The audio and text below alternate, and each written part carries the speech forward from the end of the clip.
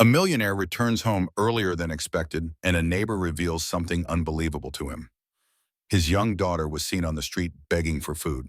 When he goes out to look for her, he discovers a truth that completely devastates him.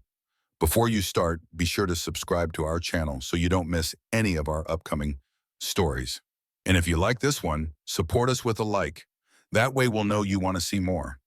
The roar of thunder shook the sky over Ciudad Real, as if someone had decided to tear it to pieces. Rain pounded the windows of the hotel where Emilio Herrera was chairing a business conference he had been preparing for months. But that event, which was supposed to mark a turning point in his career, was reduced to nothing in a matter of minutes. A power outage followed by an evacuation alert forced everything to be suspended. The businessman, accustomed to controlling every detail of his life, felt a momentary frustration. But what he did not yet know was that the storm had not only turned off the lights in the conference room, it was about to rip off the blindfold he had kept over his eyes for too long. As soon as he got into his armored car, he decided to go home. The road was flooded, the windshield wipers couldn't keep up, and the city seemed to be enveloped in wet electric chaos. However, Emilio's mind was elsewhere, thinking about how to reorganize his schedule and which investors to call the next day.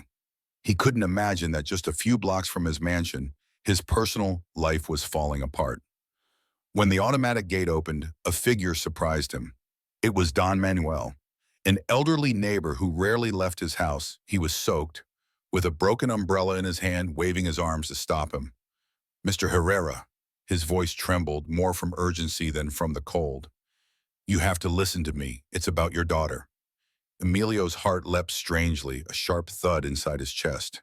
He slammed on the brakes and rolled down the window. "What's wrong with Camilla?" Don Manuel swallowed hard.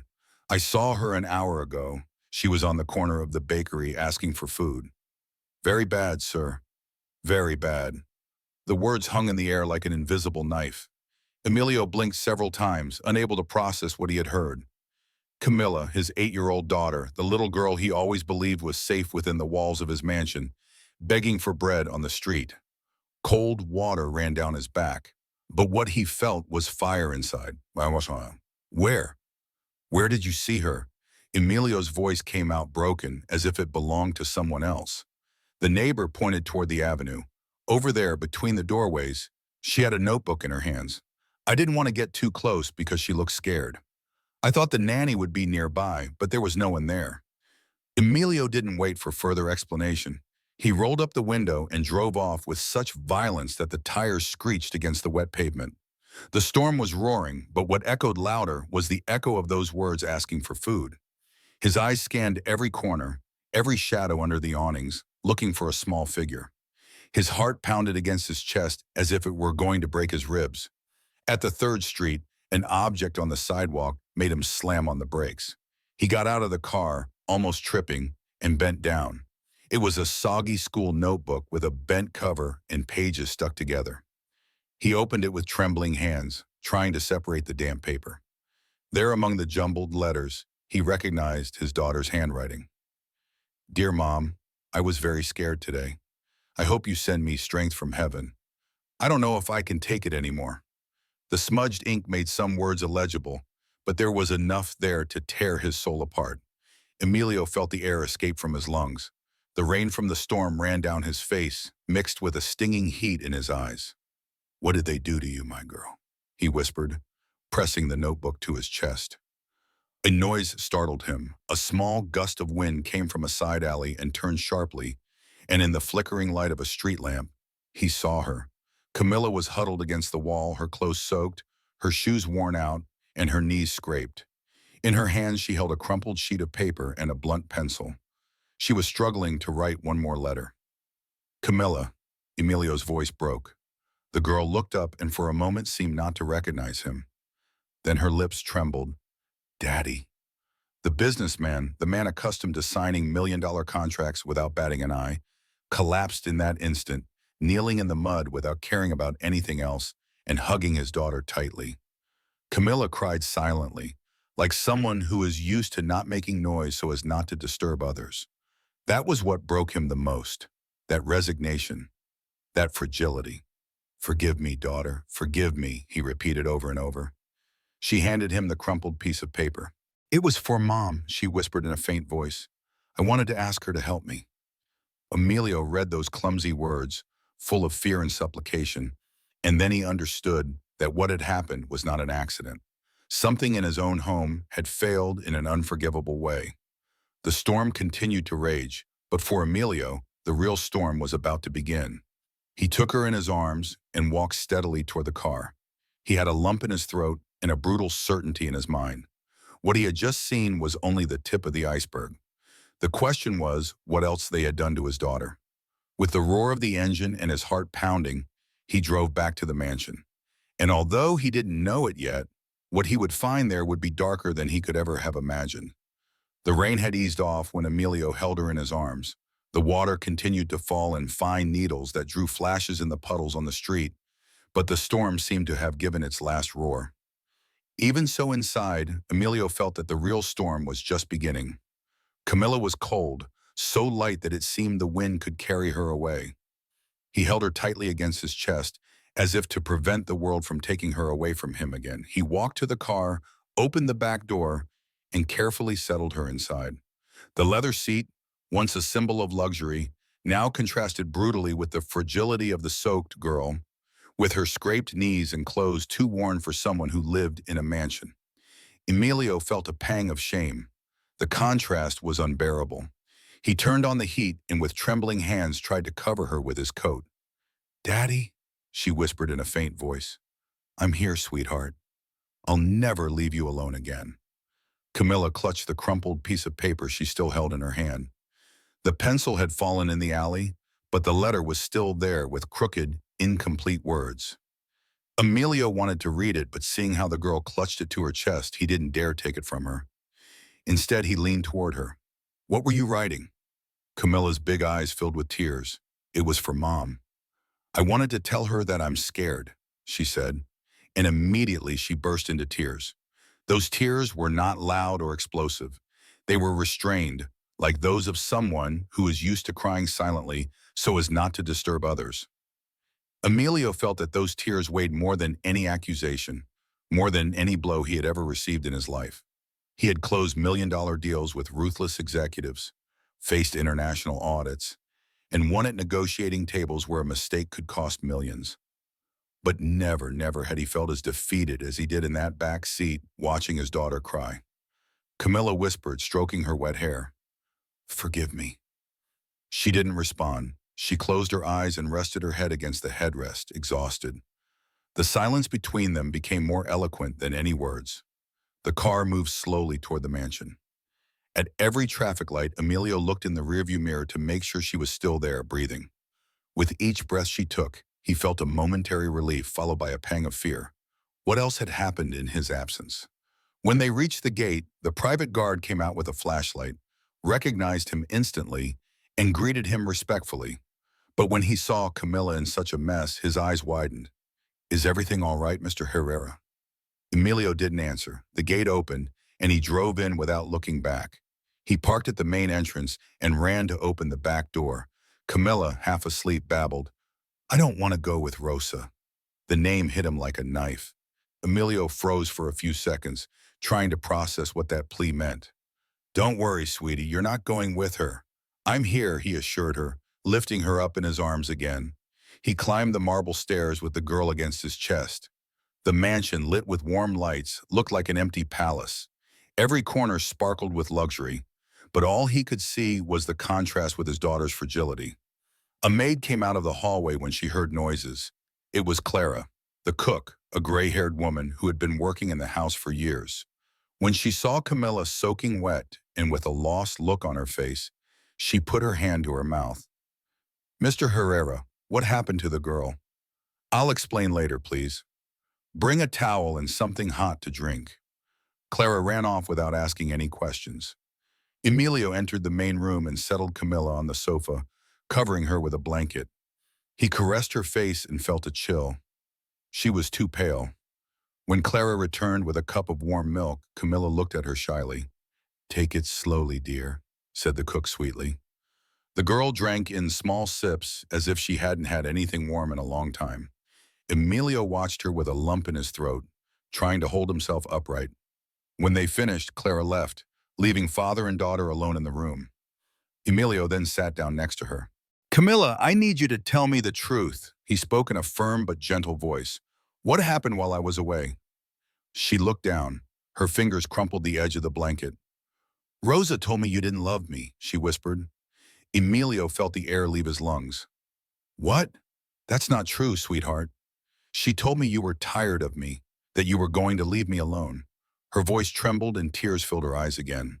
And that mom would be sad with me for being a burden. Those words were like invisible knife wounds. Emilio took her hand tightly. Never, listen to me carefully, I will never leave you. You are the most important thing in my life. Camilla finally looked him in the eyes as if searching for a crack in that statement. A gap where the lie could slip through. But all she found was the genuine despair of a father who was just beginning to understand the magnitude of his mistake. She burst into tears again, but this time she clung to him, burying her head in his chest. Emilio hugged her with all his strength, feeling that even though it was late, he still had a chance to rebuild what he had broken. The silence of the mansion was interrupted only by her crying. And in that silence, Emilio began to question the inevitable. How had he allowed his daughter to reach this state? He had been able to detect the slightest irregularity in a balance sheet worth millions, but he had not seen his own daughter falling apart right in front of him. Shame and guilt pierced him like lightning. As the exhausted girl fell asleep in his arms, Emilio looked up at the rain-streaked windows and realized that the storm that had canceled his event was nothing compared to the one he now had to face inside his own home.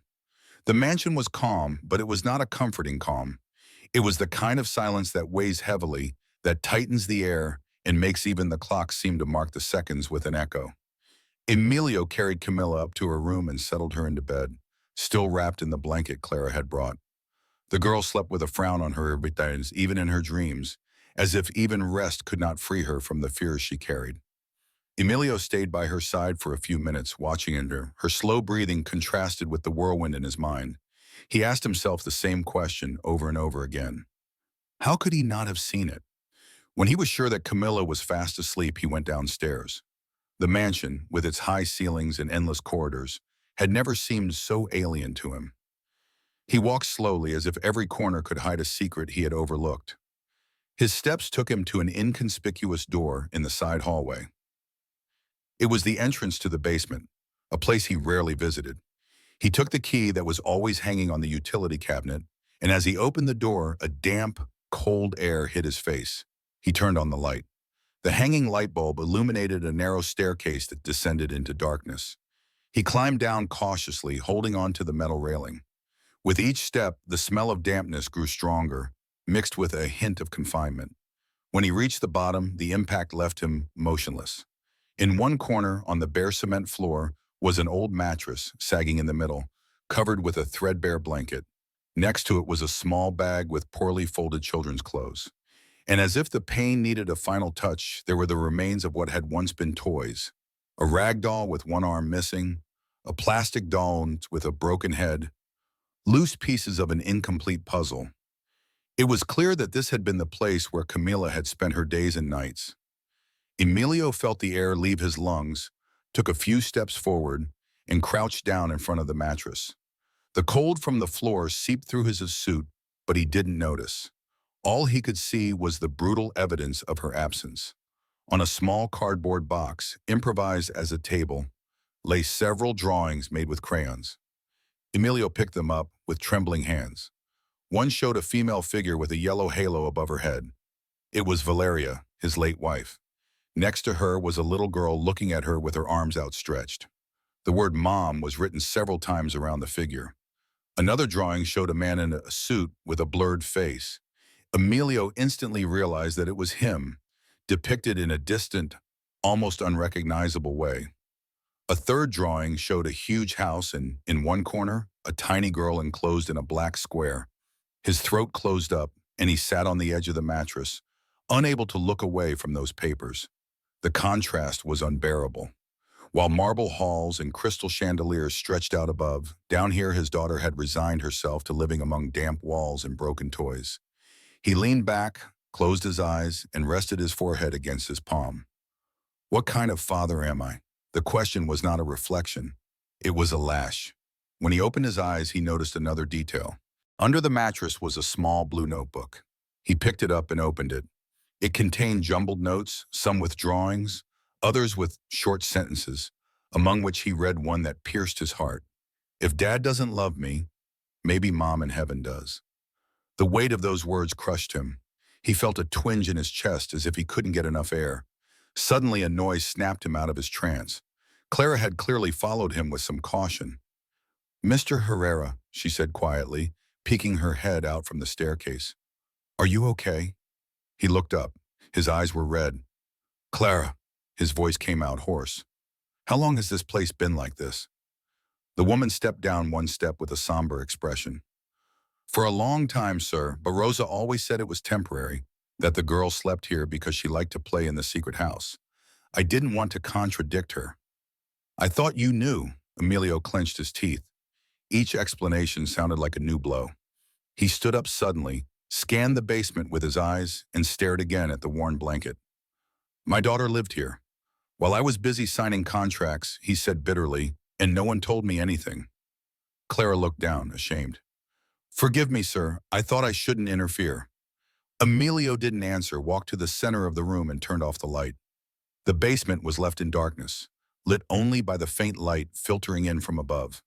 That darkness seemed to be the exact representation of what his relationship with Camila had been. A forgotten corner in the midst of abundance. He climbed the steps with firm steps. As he closed the door behind him, he swore that he would never again allow this place to be a space of abandonment. Before returning to his daughter's room, he passed through the living room and left the blue-covered notebook on the desk. He stood there for a moment looking at it, as if that object embodied all his guilt. Then he quietly went up to Camilla's room. He found her asleep, hugging the crumpled piece of paper she had written for her mother. He knelt by the bed and stroked her hair. "I promise you, daughter," he whispered, "you will never be alone again." That promise was not a simple wish. It was the beginning of a radical change that he himself did not yet know how to fulfill, but which had been engraved inside him as an unbreakable command. The night wore on, and outside the storm had already subsided. However, inside the mansion, the echo of what had been discovered in the basement continued to rumble like thunder that could not be silenced. Dawn arrived timidly, with a light that filtered through the curtains of Camila's room. Emilio had barely slept a few hours in an armchair next to her bed. Every time the girl moved or sighed in her sleep, he opened his eyes immediately, fearing that when she woke up, everything would vanish, as if what he had experienced the night before had been just a nightmare. But reality hit him when he heard footsteps in the hallway. "Mr. Herrera, are you awake?" It was Rosa's voice, the nanny. Emilio sat up with a start. The door opened slightly and the woman poked her head in, flashing her usual smile, the one he had seen so many times and never questioned. "How nice to see you back. I didn't expect you so soon." "How was your trip?" she asked with feigned naturalness. Emilio watched her silently for a few seconds that seemed like an eternity. For the first time, that smile seemed false, uncomfortable, like a carefully placed mask. "Come in," Emilio said in a dry tone. "We need to talk." The woman took a step in without losing her composure. She wore her impeccable uniform, her hair pulled back, and an expression of rehearsed obedience. "Of course, sir. Has something happened?"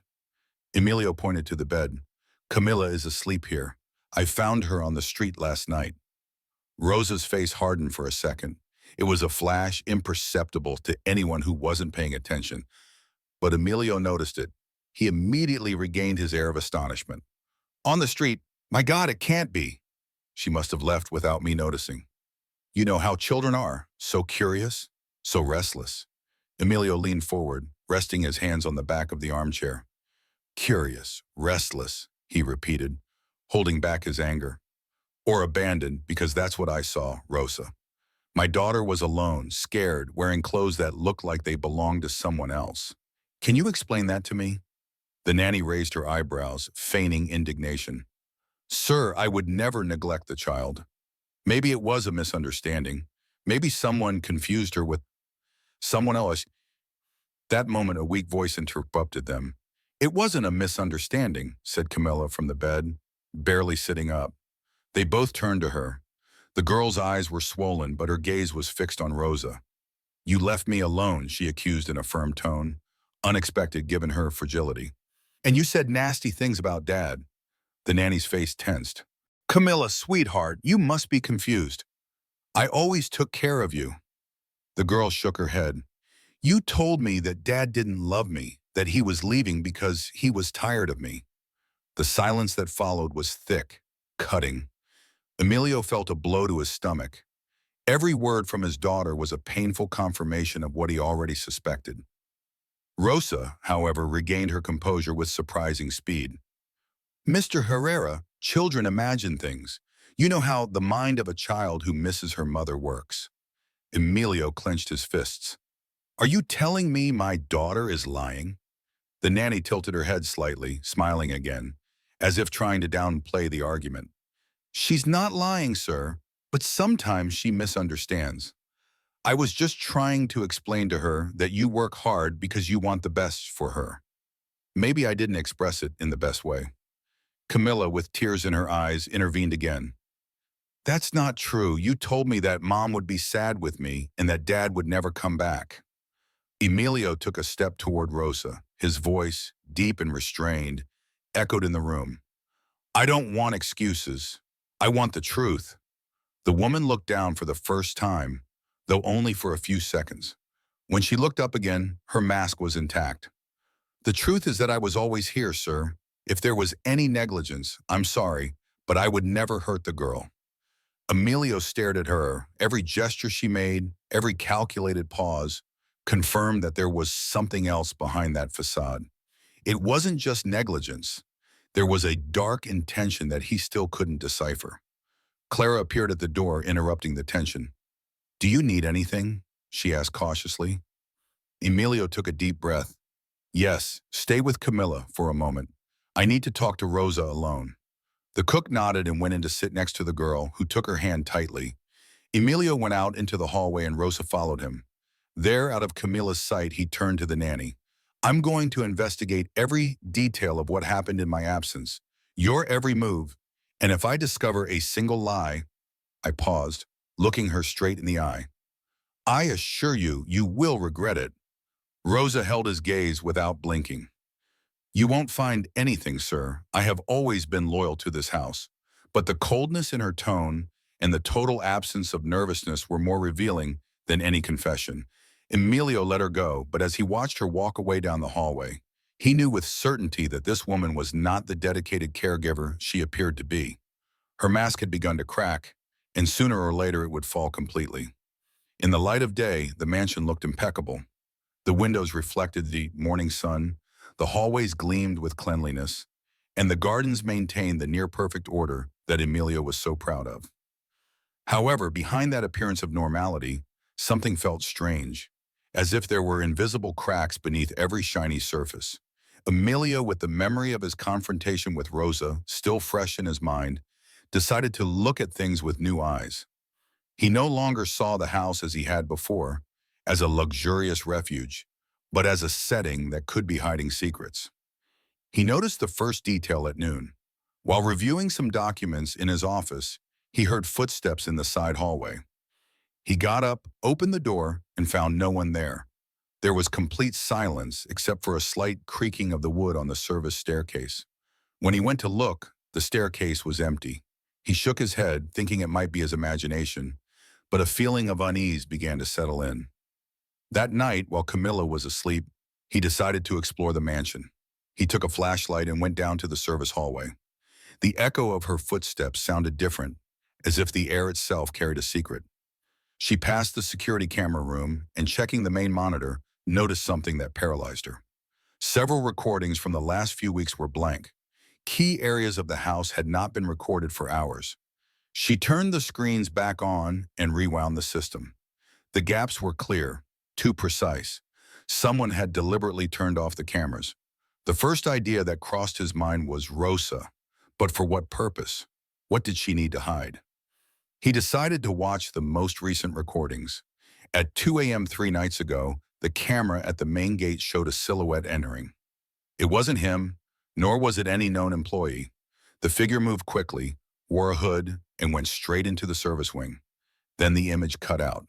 At that moment, the camera had been turned off. Emilio felt a chill run down his spine. The next day, he pretended to go about his normal routine, but with his eyes on every detail. That's when he noticed that a picture in the living room was slightly crooked, as if someone had moved it, and two collectible pens were missing from his desk, objects that no one else was supposed to touch. That afternoon, he asked the bank for a detailed report of his accounts. Hours later, when he received the documents, his unease turned to alarm. There were transfers he had never authorized, small sums compared to his fortune, but constant, directed to unknown accounts. He sat in his office with the papers spread out in front of him. Each figure was like a piece of a puzzle he still couldn't complete. The personal and the business were dangerously intertwined. If someone within his own home had access to his financial movements, it was not only a threat to his family, but also to the stability of his company. He banged his fist on the table but did not raise his voice. He was determined not to let anger get the better of him. This time he had to think clearly. When night fell, he decided to test the routine of the house. He turned off the lights in his office and stood watching from the window overlooking the garden. It wasn't long before he heard a metallic noise near the side entrance. He cautiously pulled back the curtain and saw a shadow moving among the bushes. He went downstairs quietly, taking care that his footsteps did not echo. He reached the kitchen and found the back door slightly ajar. Cold air was rushing in, and he suddenly realized that someone had been entering and leaving the mansion without his knowledge. He stood still, holding his breath. The tension was unbearable. Every dark corner seemed to hide movement. Then a sound shook him, a metallic click, like that of a lock being tampered with. He immediately turned toward the hallway, but there was no one there, only silence. He locked the back door and reinforced the locks. That night, he could hardly sleep. He sat in an armchair in the hallway, alert to any noise. The next morning, with the first rays of sunlight streaming through the windows, he looked around with a new certainty. What was happening in that mansion was no coincidence. Someone else was moving pieces in the shadows, and the danger was much closer than he had imagined. The morning filtered timidly through the curtains of the office.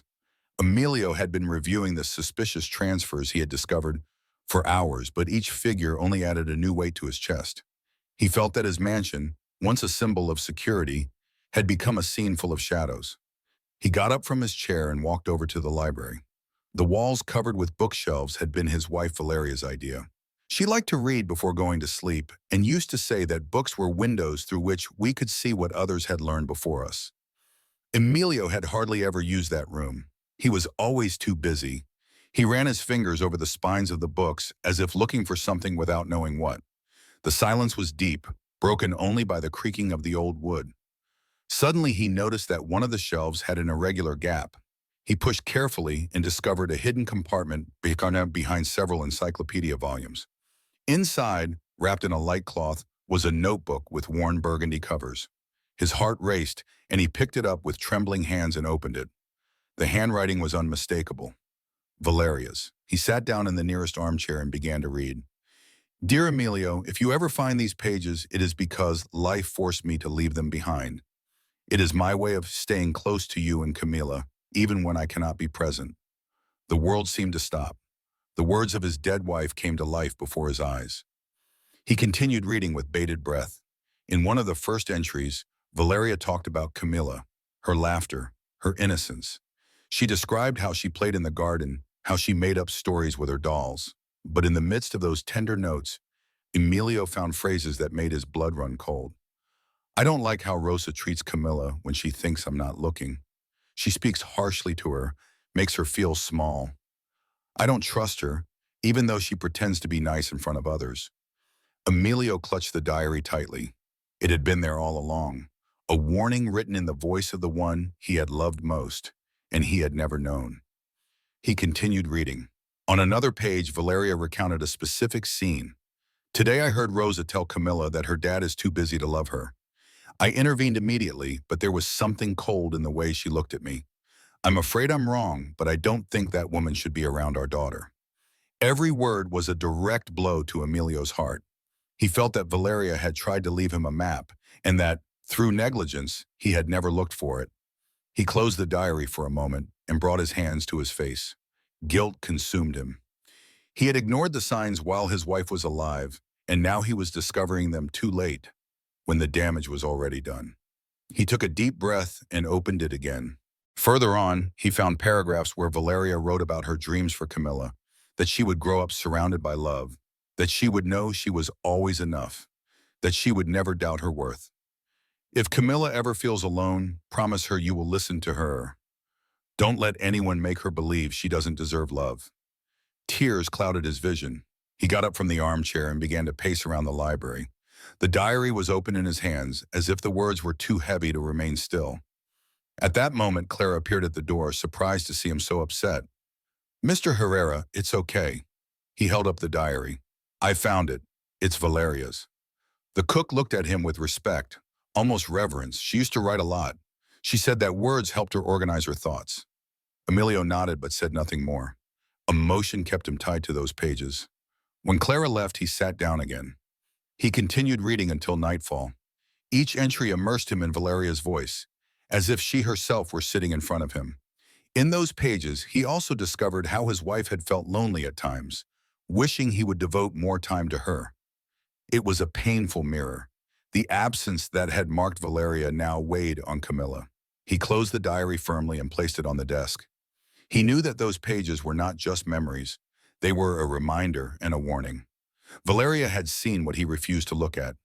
That night, before going up to Camilla's room, he ran his hand over the notebook one last time.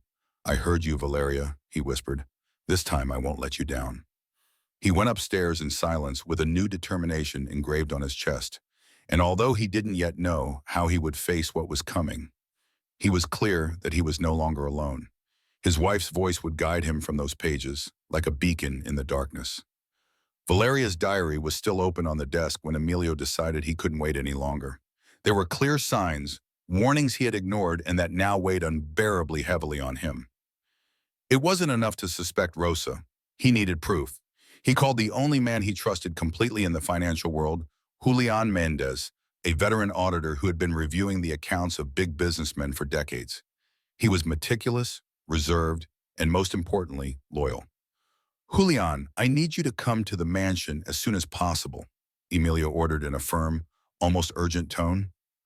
A couple of hours later, Julian arrived with a folder under his arm and a briefcase full of work tools. His gray hair and rectangular glasses gave him an air of unquestionable seriousness. "It's been a while since you called me in such a hurry," he said as he entered the office. "What's going on, Emilio?" The businessman stared at him. "I think someone inside my own house is stealing from me." The auditor raised an eyebrow in surprise but asked no questions. He opened his briefcase and turned on his laptop. "Okay, show me what you've got." Emilio spread out the bank reports he had requested the day before. Julian examined them quickly, underlining amounts and checking dates. "There's a clear pattern here," he said after a few minutes. "Small, regular transfers, almost imperceptible to someone who handles millions, but they all go to accounts with different names created at little-known banks." Emilio leaned forward. "Can you track them?" "Yes, but I'll need full access to your financial history for the last 5 years. Emilio's heart skipped a beat. 5 years. So much time had passed without him noticing anything. He authorized access immediately. Julian spent hours reviewing transactions. Evening fell and the room was filled with the dim light of the lamps. The silence was broken only by the constant clicking and turning of pages. Finally, the auditor stopped and took off his glasses, rubbing his eyes. "Emilio, this is not an isolated error. It's a systematic diversion." He showed him on the screen several fake accounts opened with invented names, all linked to the same contact number and email address. "Guess whose name the secondary authorizations are registered under?" Julian asked. Emilio held his breath. "Rosa," he said bitterly. The auditor nodded. "That's right. She has access to documents at home. She probably used your information to validate requests. She has been meticulously diverting money, making sure that each sum was small enough not to raise immediate alarms." Emilio got up and paced back and forth across the office. Each step echoed with contained rage. "Since when?" he asked. Julian consulted the screen. "The first record dates back 4 years, shortly after your wife passed away. The blow was devastating. While he was dealing with the loss, While Camilla was trying to adapt to life without her mother, Rosa had begun to weave a plan to enrich herself behind his back. The contrast overwhelmed him. The innocence of his daughter writing letters to an absent mother, while the woman charged with caring for her built a web of financial deception. She's not just a disloyal employee, Emilio said in a low, restrained voice. This is part of something bigger. Julian nodded. I agree. The receiving accounts are linked to a network. I've traced at least 3 transfers that connect to fraudulent operations in other companies. She's not doing this alone. Emilio closed his eyes for a moment. The weight of the betrayal was unbearable. He remembered Rosa's fake smile, her excuse, the cruel words Camilla had repeated.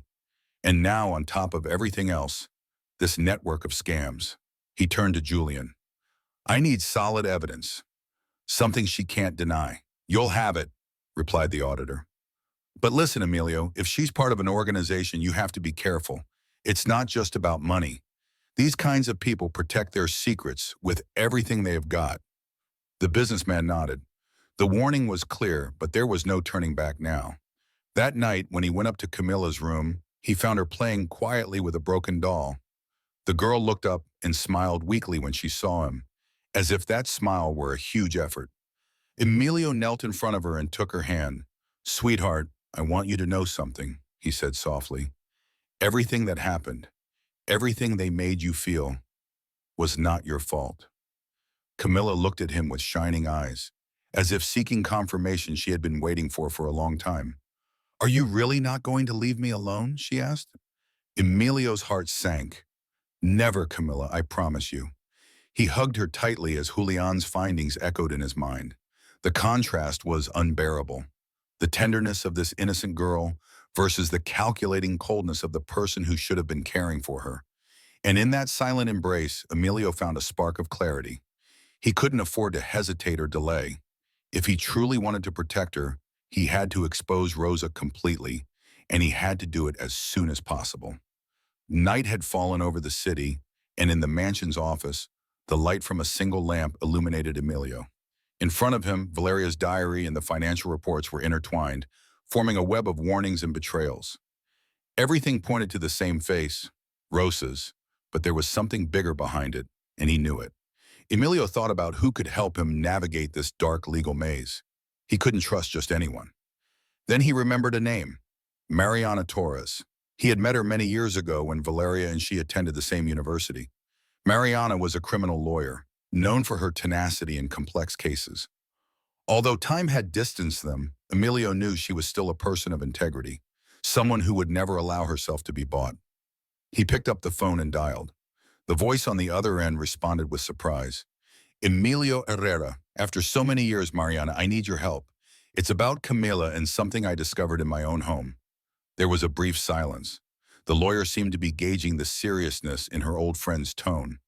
Tell me where and when. The next day, Mariana arrived at the mansion. She was a firm, athletic woman with dark hair pulled back and a penetrating gaze. Her presence commanded respect without the need to raise her voice. Camilla greeted her shyly, hiding a little behind her father. Mariana gave her a warm smile without pressuring her, and then addressed Emilio directly. Show me everything.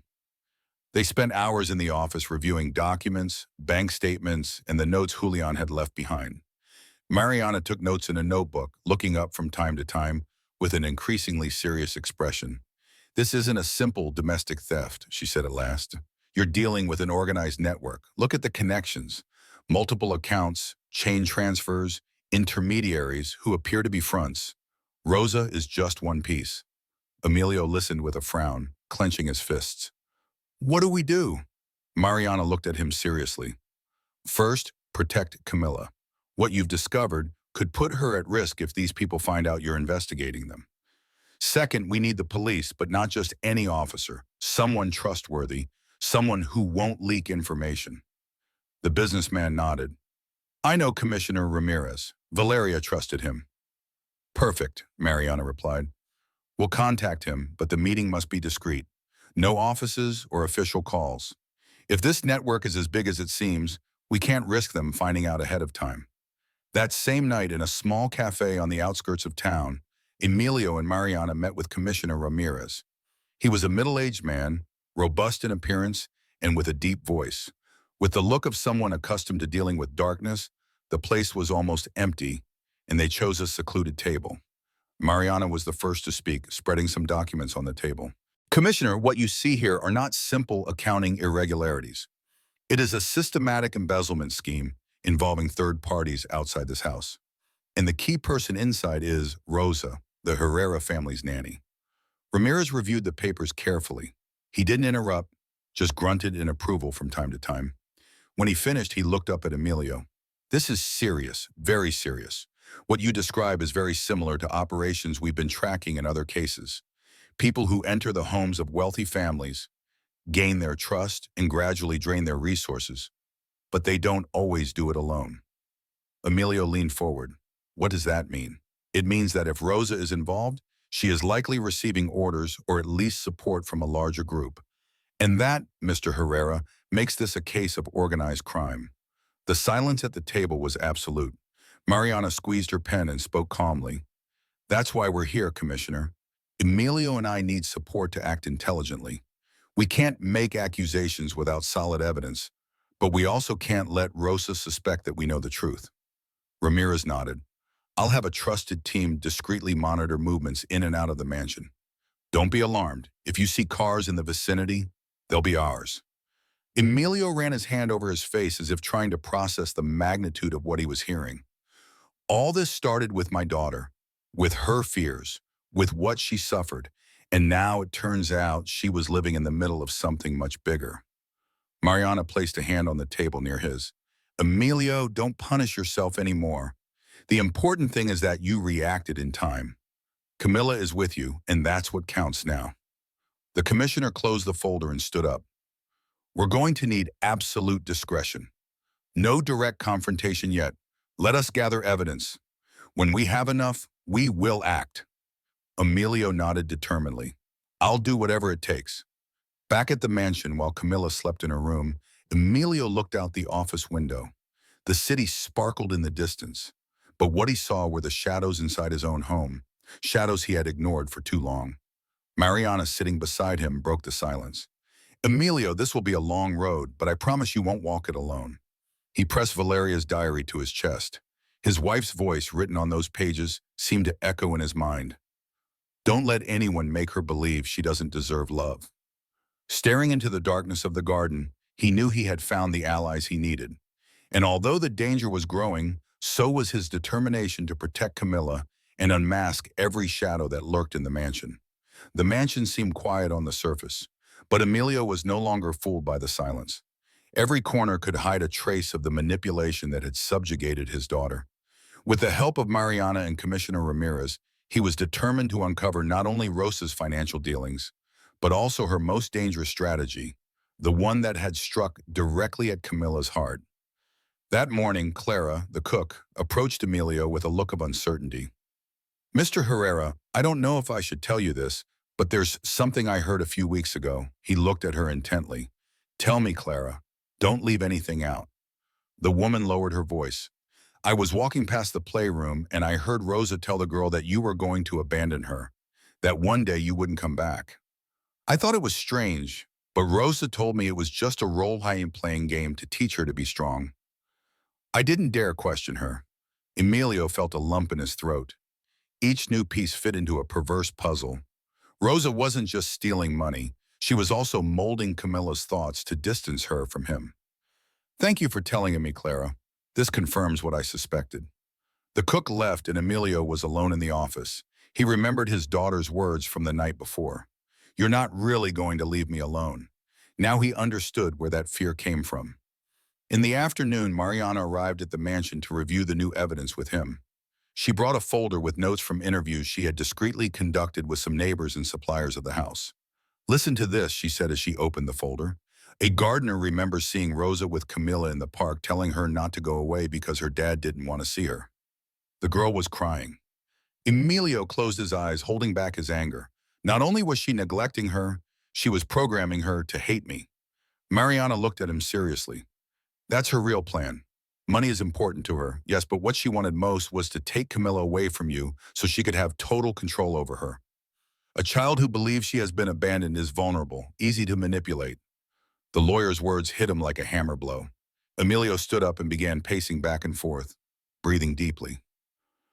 I can't let her continue to play with my daughter's mind. Mariana stopped him with a gesture. Calm down. We still need clearer evidence. If we act now, Rosa can play the victim and turn the situation to her advantage. But every testimony we get adds to the case. That night, Emilio decided to talk directly to Camila. He went into her room and found her sitting on the floor, drawing quietly. He knelt down beside her. What are you drawing, sweetie? The girl showed him a sheet of paper. On it, a big sun shone over a small figure that looked like her. To one side was a dark shadow that seemed to stretch toward the center. It's the shadow that said bad things to me, Camilla explained in a low voice. Emilio felt a chill. The shadow had a name. The girl looked at him carefully as if fearing his reaction. Rosa told me that if I misbehaved, you would leave forever. Silence filled the room. Emilio swallowed and hugged her tenderly. Sweetie, I want you to listen to me carefully. Nothing she said is true. I will never leave you. Never. Cammy nodded, though her expression remained uncertain. It was clear that Rosa's words had left deep scars. The next day, Commissioner Ramirez summoned Emilio and Mariana to a discreet location. He had a short report with him. We've been listening in on Rosa's conversations, he explained. Nothing official yet, but enough to see a pattern.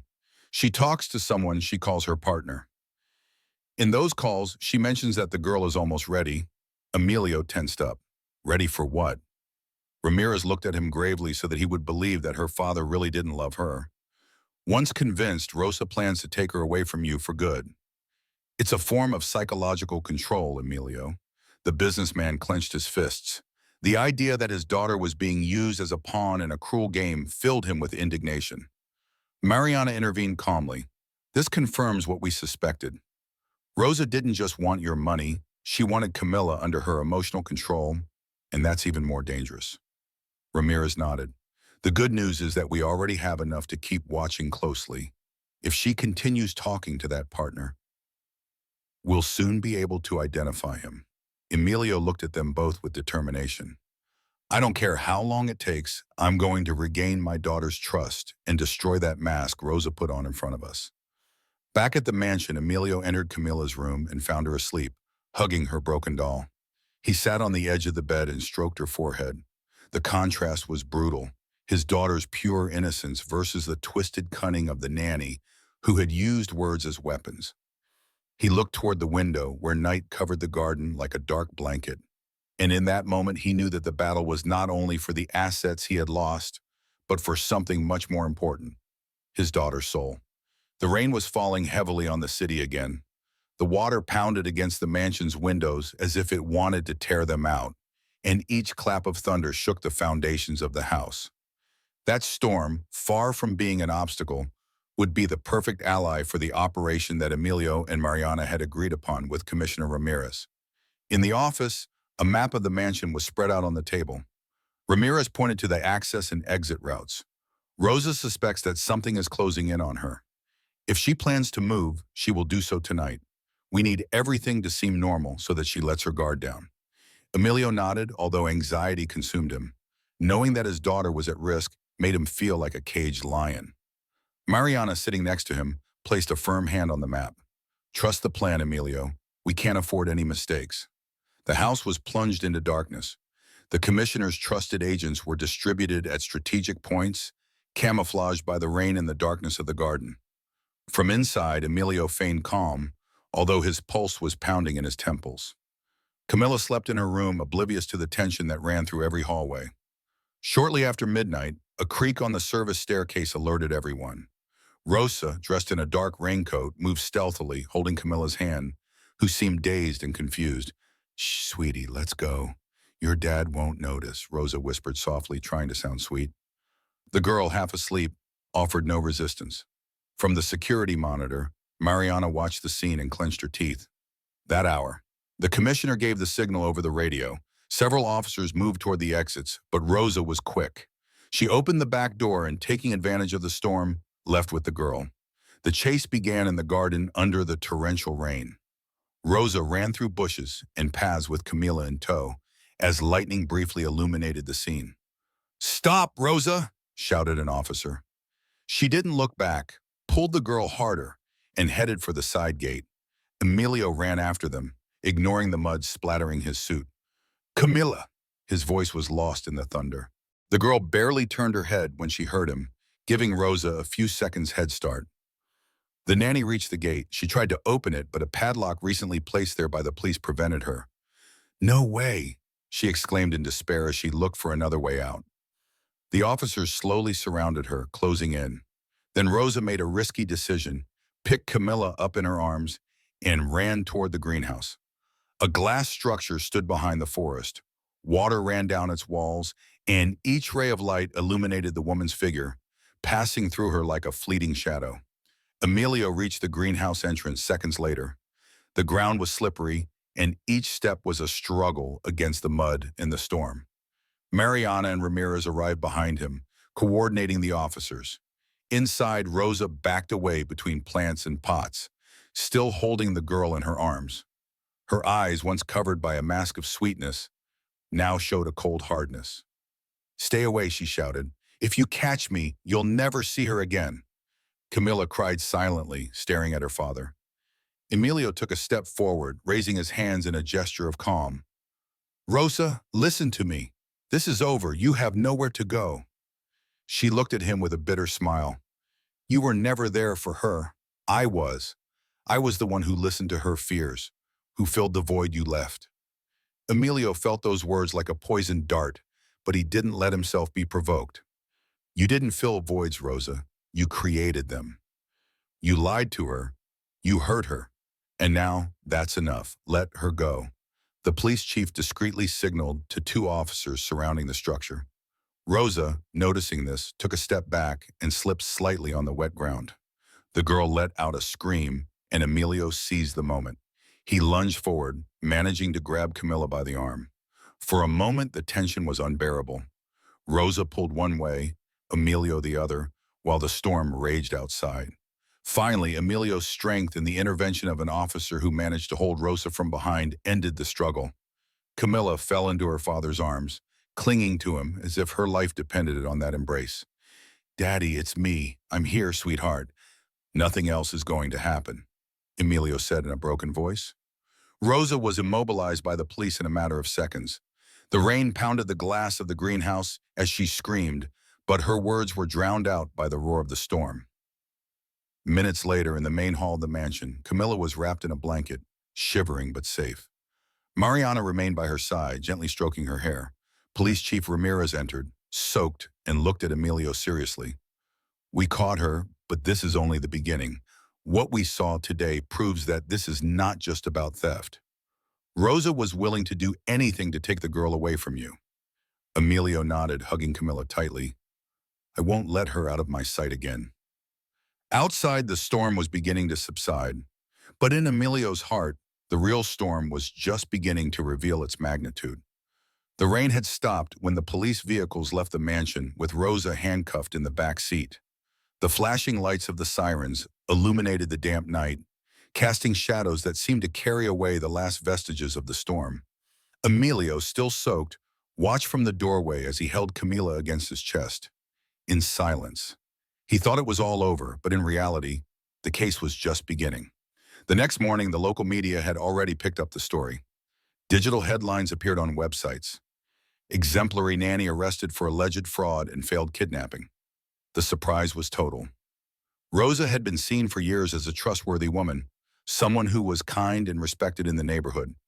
In front of the police station, television cameras crowded together to cover every detail.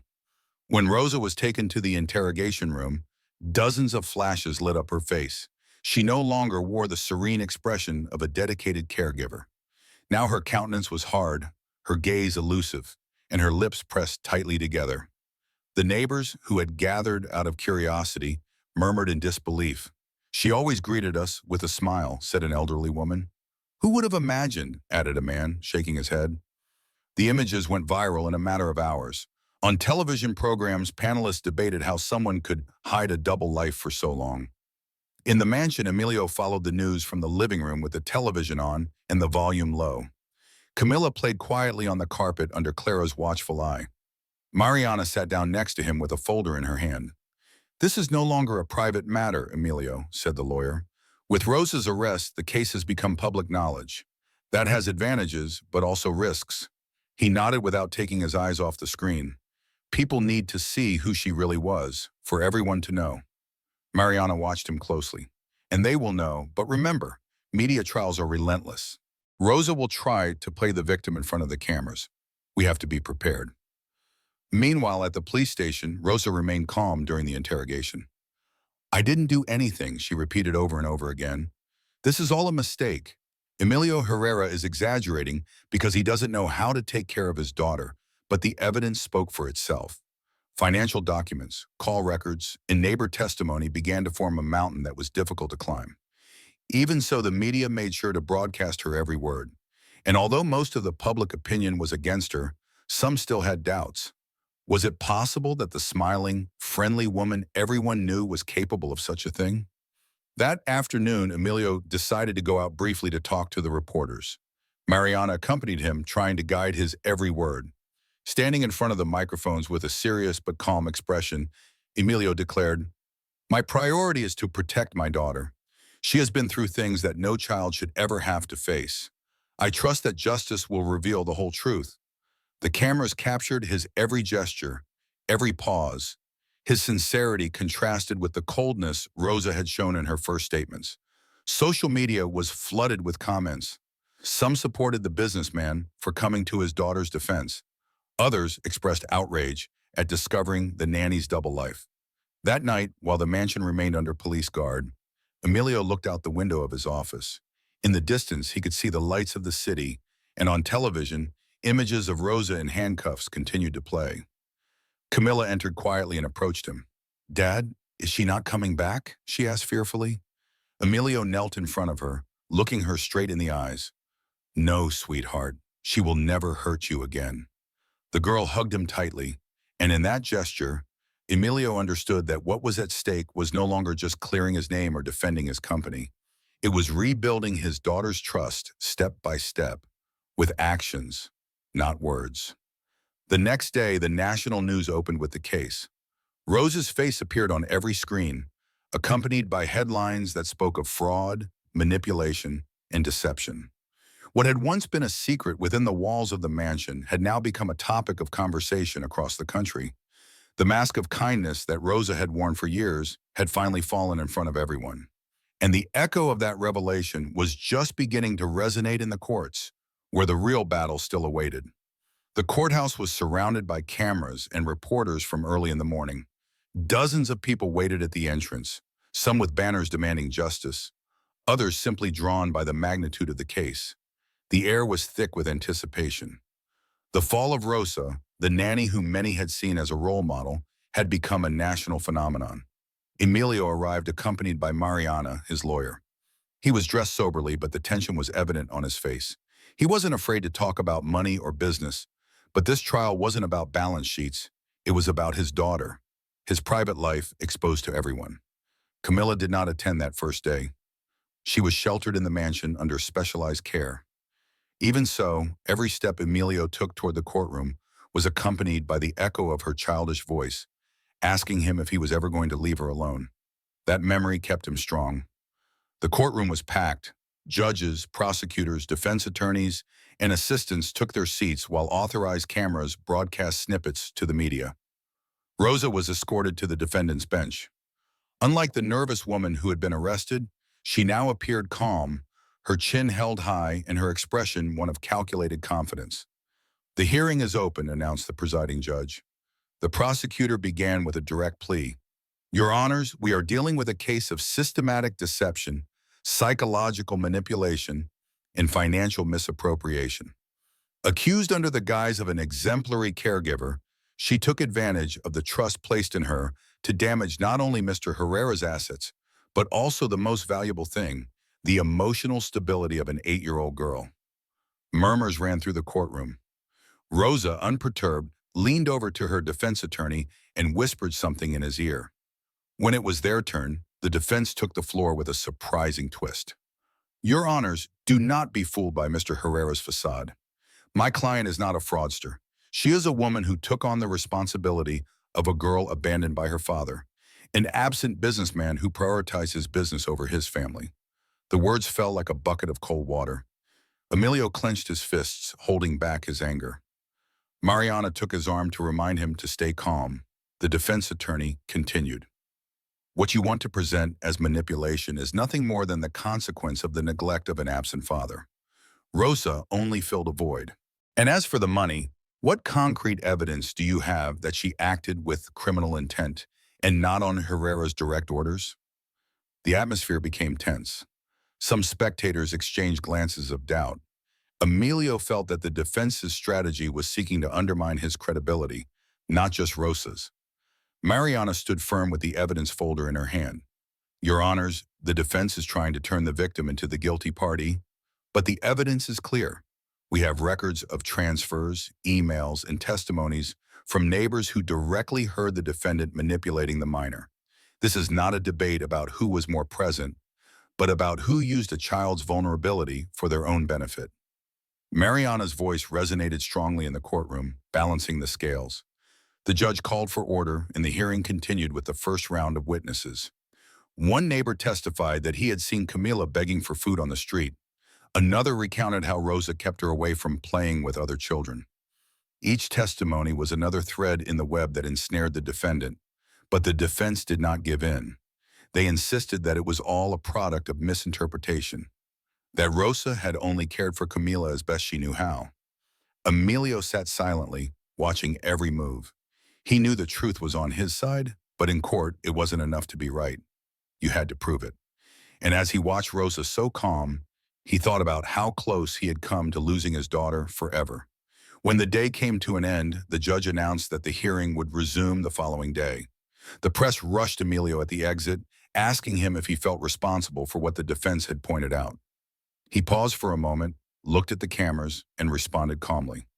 My responsibility was not seeing what was happening in my own home in time, but Rosa's responsibility is having caused irreparable damage to my daughter. That is what we are proving here.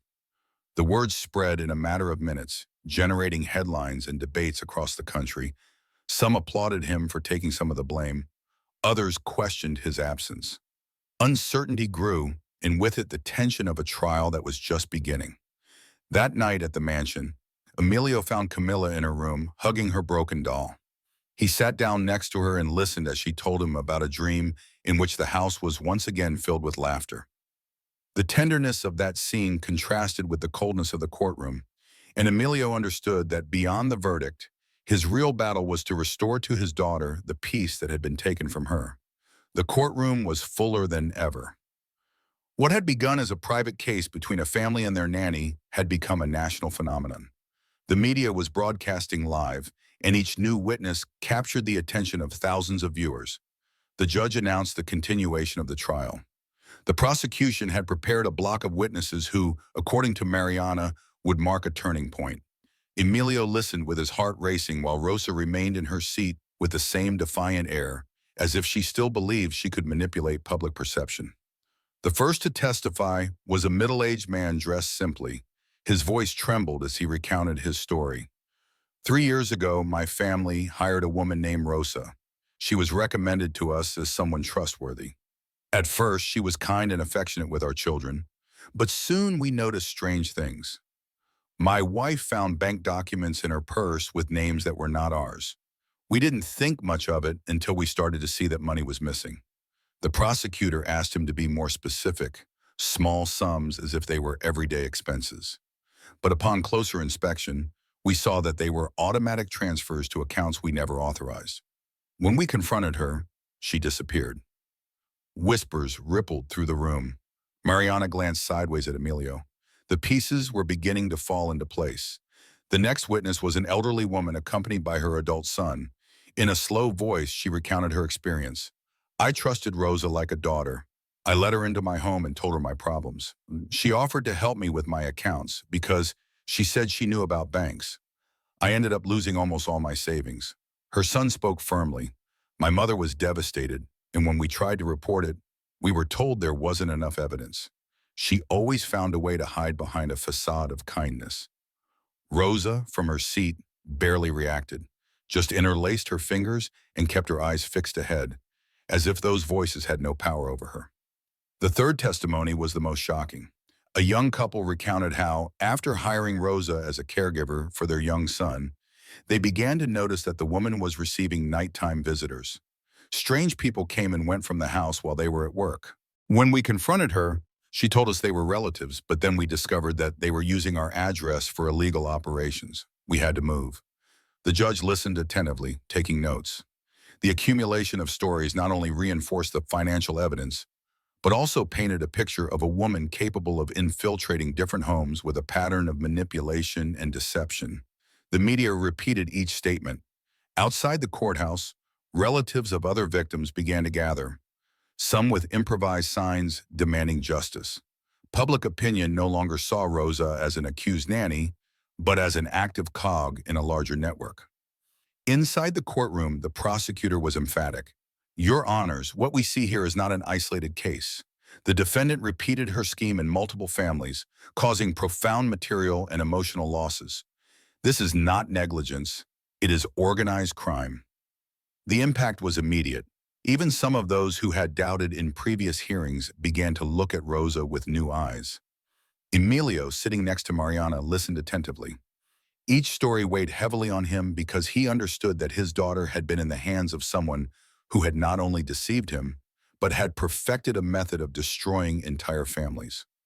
At one point, he closed his eyes and remembered Valeria's diary with those warnings that he had failed to read in time. Now he understood that his wife had sensed what he had ignored. Rosa was never what she appeared to be. The day ended with a tense atmosphere. Outside, the journalists continued to broadcast.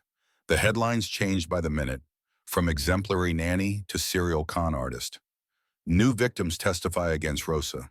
The case expands. Mariana spoke softly as she left the courthouse. Today we took a big step.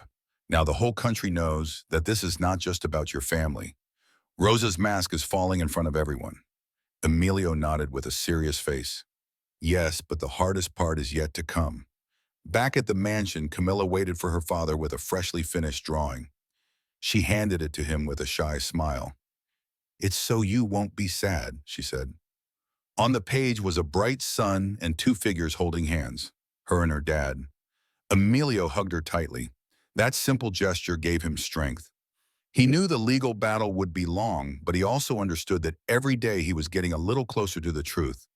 And now, with so many voices from the past joining in, it was no longer just about his family. It was an entire country that was beginning to face the darkness hidden behind a false smile. The courtroom was quieter than ever. There were no cameras or flashes at that moment. The judge had ordered that the next statement be made under strict discretion. Even so, the tension was so palpable that everyone held their breath. Emilio looked toward the side door with a heavy heart. He knew who would be coming in next.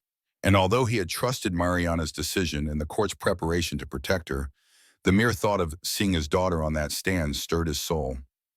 The door opened. Camilla appeared, hand in hand with a court assistant. She wore a simple dress with a blue bow in her hair. She walked slowly with short steps, shyly observing the crowded room. The murmurs died down. The contrast between her fragility and the solemnity of the place was overwhelming. The judge spoke softly in a tone different from the one he had used until then. Camilla, sweetheart, we just want to hear you. You don't have to be afraid. The girl nodded silently and climbed onto the stand. Her feet barely touched the floor as she sat down in the chair.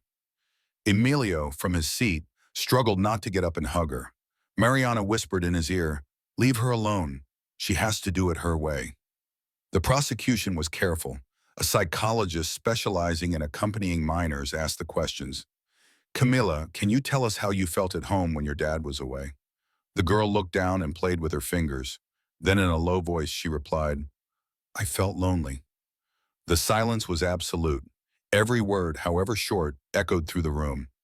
And who was with you at those times? Rosa, the defendant's lawyer, shifted in her seat, ready to intervene, but the judge stopped her with a gesture. The girl had to speak without interruption. What did Rosa say to you when you were alone with her? Camilla took a deep breath as if the words weighed too heavily on her. She told me that my dad didn't love me anymore, that he was going to leave me alone because he was tired of me. A murmur ran through the room. Emilio clenched his fists, holding back tears. The psychologist continued, "And what did you think when you heard that?" The girl looked up. Her eyes shone with restrained emotion. "I thought maybe it was true. I cried silently because I didn't want to bother anyone." Some of those present could not help but wipe away their tears. The innocence in her voice needed no embellishment or grand speeches. Each sentence was a direct blow to Rosa's mask. The floor passed to the defense. The lawyer stood up and walked toward the podium with calculated steps. He smiled forcedly and tried to soften his tone. "Camilla, are you sure about what you're saying? Sometimes children confuse what they hear." The girl looked at him with a seriousness unexpected for her age. "I'm not confused. She told me many times." Her answer was firm, without trembling. The lawyer took a step back in surprise. He tried to compose himself. "And you never thought it might be a joke?" "No, it wasn't a joke," Camilla replied, tears welling up in her eyes. "Because I believed it." The silence was so profound that even the sound of the judge's pen taking notes seemed to echo in the room. The lawyer gave up, stammering, "No further questions." He knew that every attempt to divert the girl's innocence only strengthened it. Emilio couldn't contain himself when the hearing paused. He got up, approached the stand, and took Camilla in his arms. "I'm so sorry, sweetheart," he whispered in her ear, not caring that half the court was watching. "You'll never feel alone again." The girl hugged him tightly, as if those words were the lifeline she had been waiting for so long. The judge allowed that moment, understanding that it was as much a part of the testimony as any formal statement. When the hearing resumed, Rosa was brought back to the stand. For the first time in weeks, her composure broke. She tried to smile, but the expression came out stiff and forced. She looked at Camilla with a mixture of discomfort and contained rage. The image was clear. Faced with the coldness of the defendant, the child's voice had dismantled any attempt at defense. The truth needed no embellishment when it came from the mouth of a child. That afternoon, the news was filled with headlines. "Camilla's testimony moves the court." "The innocence that brought Rosa down." On social media, thousands shared excerpts from the story. The story was no longer just another case of fraud. Now it was the struggle of a little girl who, with few words, had revealed the magnitude of the pain she had experienced. Back at the mansion, Emilio held his daughter as she fell asleep in his arms. He remembered the last words she had spoken on the stand and understood that this day marked a turning point. It was no longer just a trial against Rosa. It was Camilla's vindication, her right to be heard and to reclaim her childhood. And although there were still steps to be taken in the process, at that moment, Emilio felt that Rosa's moral defeat was sealed forever. The courtroom was packed on the day of the sentencing. Outside, the crowd gathered with banners, cameras, and microphones, while the news broadcasts every moment as if it were a historic event. It was. The case had transcended the boundaries of a family matter and had become a national symbol. Emilio sat in the front row next to Mariana. His heart was pounding, but there was no emotion of victory in his eyes, only a mixture of anxiety and exhaustion. He looked ahead. Rosa was in the dock with an expressionless face, as if she still clung to a hope that no longer existed.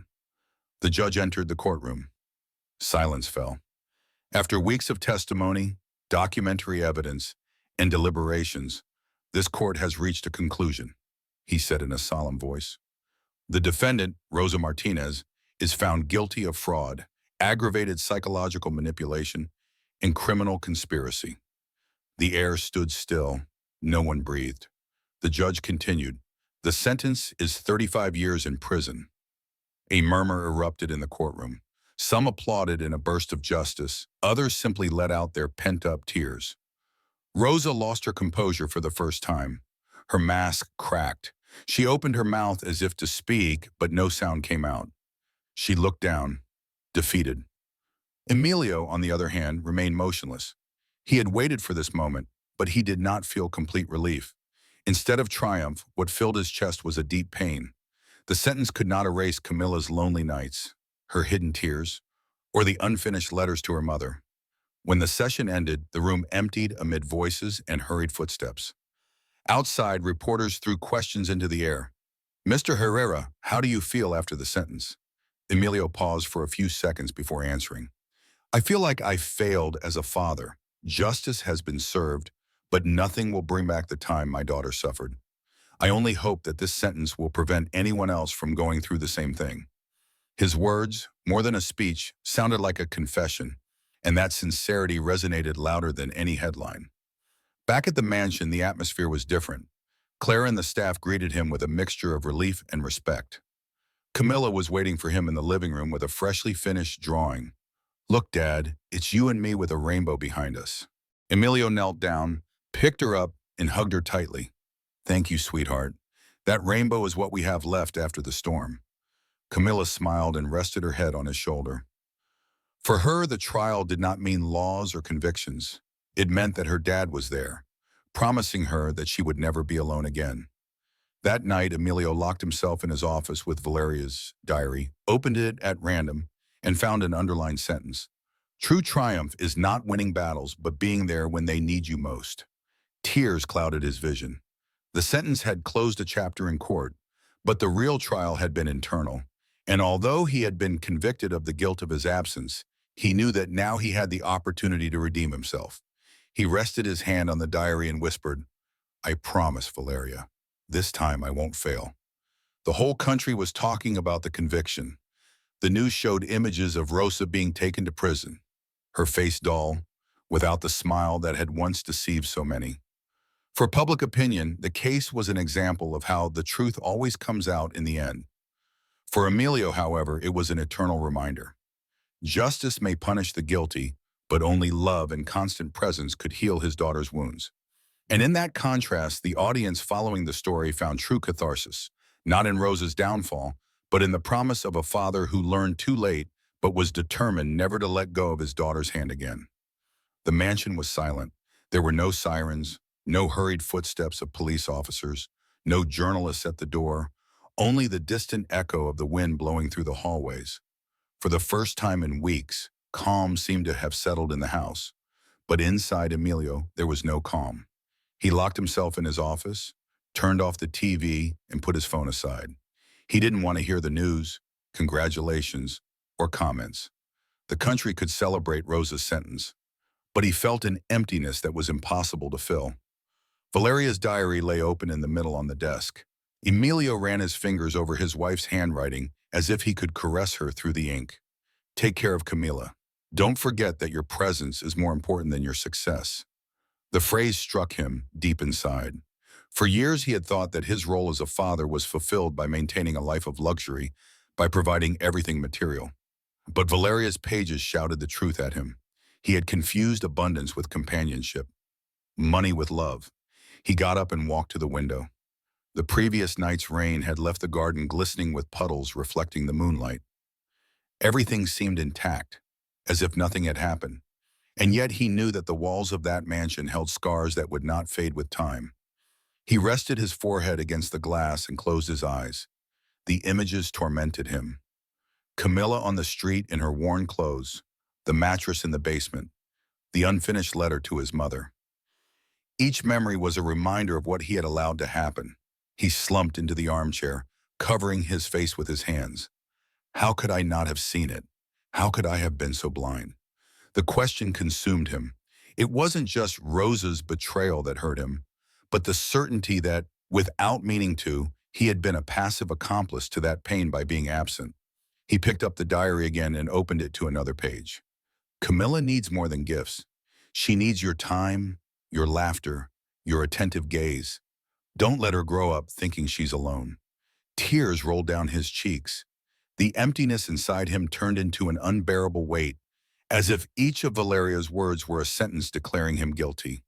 He walked over to the fireplace and for a moment thought about burning the diary, as if destroying those pages would free him from the pain. But he didn't. He hugged it to his chest, understanding that those words were the only thing that kept his wife's voice alive. I failed, Valeria, he whispered, but I can still change. In the days that followed, Emilio became more silent. He spent hours in his office reading the diary over and over again. Some pages reminded him of happy moments, family outings, lullabies, travel plans they never made. Those memories tore him apart even more because they showed him what could have been and was not. On other pages, he found veiled warnings, Valeria's intuitions about Rosa. Each line was a mirror of his failure, but also a beacon showing him the way to avoid repeating it. One night, sitting in the darkness, he wrote in a blank notebook, "I was absent, but not anymore. Camilla will be my priority. This house will cease to be a place of shadows and will be a refuge of light." Reading what he had just written, he felt a slight relief. It was not a promise thrown into the air, but a commitment born of an open wound. Mariana visited him a couple of times, concerned. "Emilio, you must rest. The trial is over, but your daughter needs you to be strong." He showed her Valeria's diary. "This is my rest and my punishment. Here is everything I should have heard in life." Mariana looked at him with compassion. "Don't use these pages to punish yourself, but to guide you. Valeria didn't write this to bring you down, but to sustain you." Emilio nodded, though the weight of guilt still clung to his chest. He knew she was right, but he still couldn't forgive himself. One morning he woke up agitated by a nightmare. He had dreamed that Camilla was calling him, but he couldn't reach her. He got out of bed, walked to his daughter's room, and found her sleeping soundly, hugging her broken doll. He watched her silently, tears in his eyes. In that moment, he realized that his emptiness would not disappear immediately, but it could be filled with something new, with the certainty that from now on he would be present every day. He knelt by the bed and promised softly, "I will never let you down again. Even if it takes me my whole life, I will repair what I broke." Dawn found him back in his office with his diary open and a blank notebook in front of him.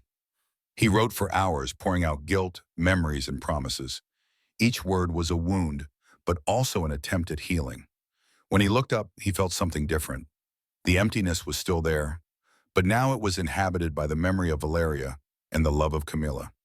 And in that painful contrast, Emilio found a new impulse, to transform that pain into a purpose that would give meaning to all that was lost. The morning sun illuminated the mansion's windows, casting rays of light on the hallways that once seemed cold and distant. Emilio walked slowly through them with Valeria's diary in one hand and the blank notebook in the other.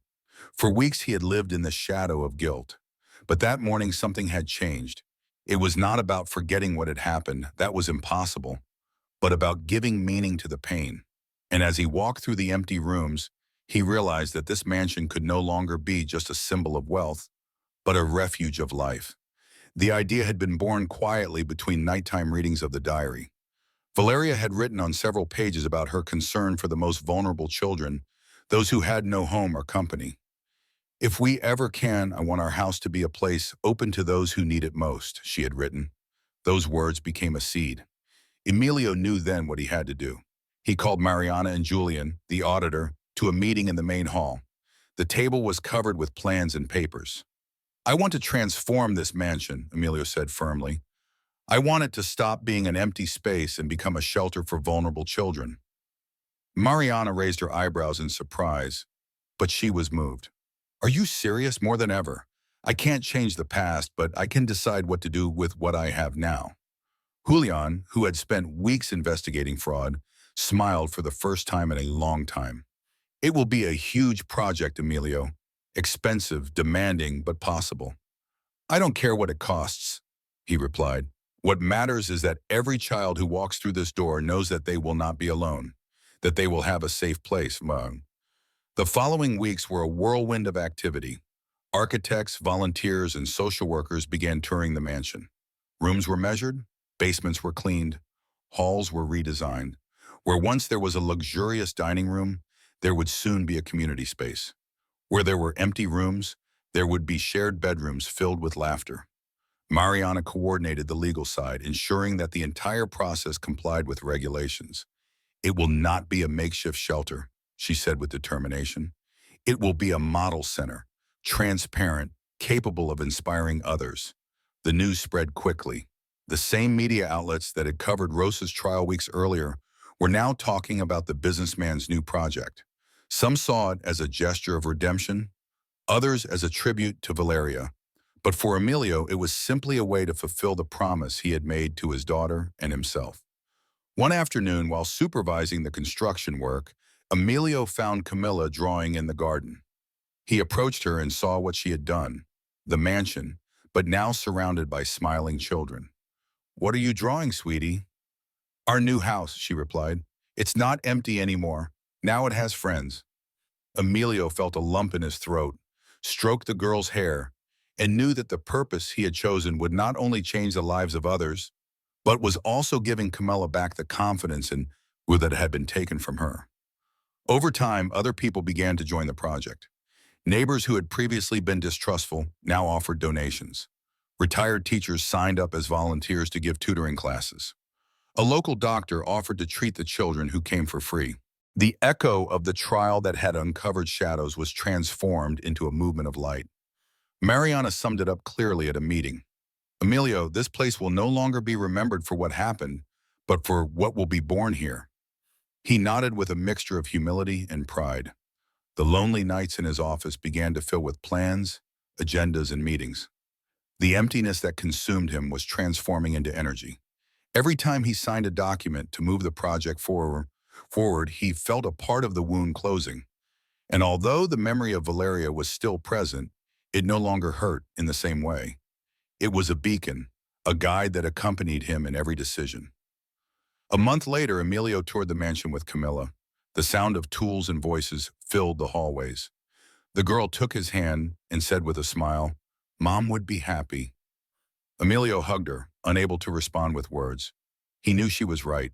The rebirth of the mansion was not just a social project. It was the transformation of a man who had lived between guilt and pain and now found meaning in action. The wound was still open, but for the first time in a long time, Emilio felt life springing from that wound. The mansion's garden was different.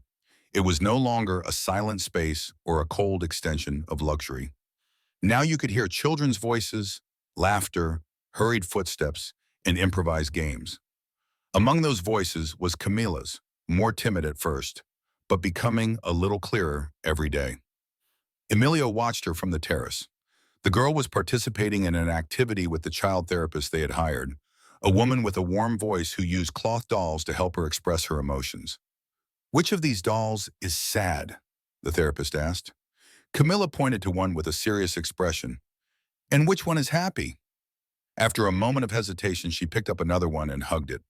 Little by little, the exercise became a game, and the game became a smile. For Emilio, that little curve on his daughter's lips was more valuable than any fortune. The first sessions were not easy. Camilla cried when she remembered Rosa's words or shut herself in a silence that seemed impenetrable. But the therapist's patience and Emilio's constant presence began to crack that wall. On one occasion, the girl said quietly, "I thought no one was going to come for me." Emilio, who was present, knelt beside her and took her hands. "I'm here, and I'll always be here." The tears that flowed afterward were not tears of pain, but of relief. As the weeks passed, Camilla began to integrate with the other children who arrived at the new shelter. At first, she watched them from a distance, hidden behind her father. But soon, a girl her age invited her to play hopscotch, drawn with colored chalk on the courtyard floor. Camilla hesitated, looked at Emilio, and he smiled tenderly at her. "Go, daughter. I'm here." Then she took her first leap, and the laughter that came out of her mouth was like a forgotten melody returning with force. The nights also began to change. Before, Camilla would cling to her father's arm to sleep, afraid of being alone. Now, although she still asked him to read her a story, she was able to close her eyes peacefully, trusting that when she woke up, he would still be there. One of those nights, before falling asleep, she said to him in a sleepy voice, "I love you, Daddy." Emilio held back his tears and kissed her forehead. "And I love you more than anything else in this world." The progress was small, but each step was a triumph. The fear that had once dominated her eyes was giving way to curiosity, tenderness, and the joy of a little girl who was rediscovering that the world could be a safe place. In one of the group therapy sessions, the therapist asked the children to draw how they felt. Camilla painted a big sun shining on a girl holding her dad's hand. "What does it mean?" they asked her. She replied with a big smile, "I'm not alone anymore." That day, Emilio realized that his daughter was not only recovering, she was being reborn.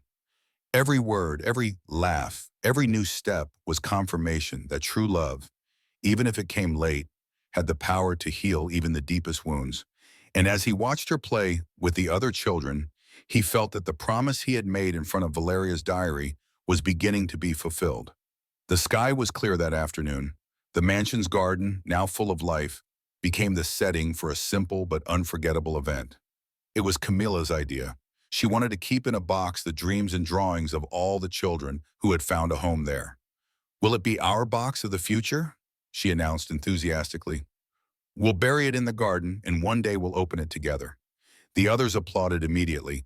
Each child received colored paper and pencils. Some drew suns and flowers. Others wrote clumsy but sincere messages. "I want to be happy. I want to have friends forever. I don't want anyone to leave me alone." Camilla, focused, drew a big heart with two figures holding hands.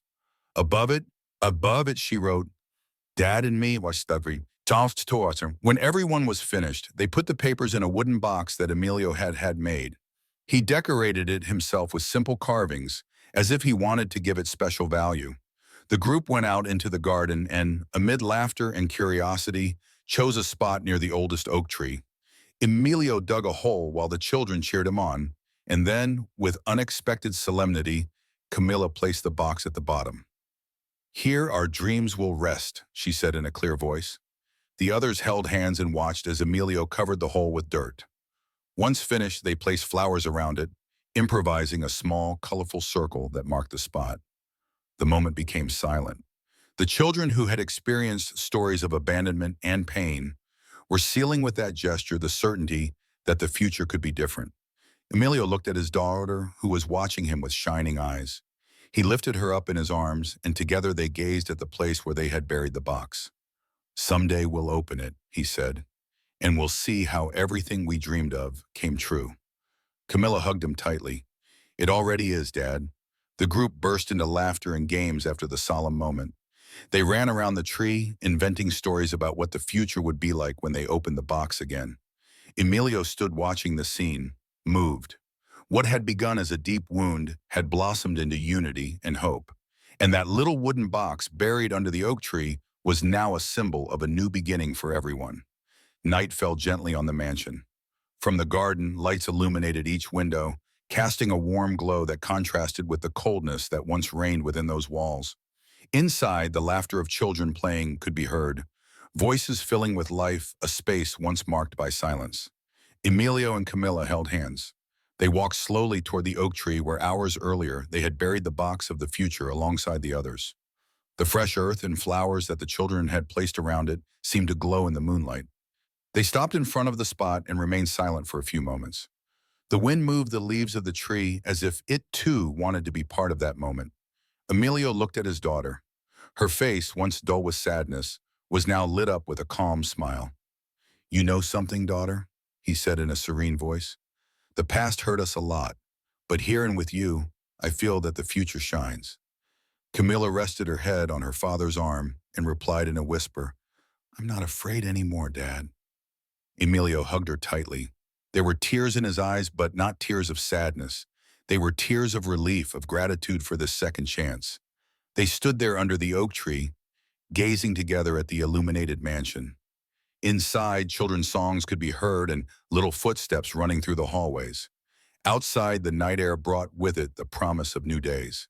The invisible camera of life seemed to slowly fade away. A father and daughter united in front of a transformed home, surrounded by light, laughter, and hope. The past would remain a scar, but it no longer dictated their story. Now, in that reborn mansion, a future began where love was the foundation of everything.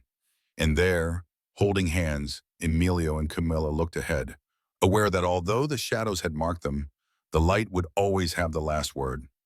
Thank you for joining us until the end. Remember to subscribe, leave your like, and tell us in the comments where you are watching us from. We'll see you in the next story. M.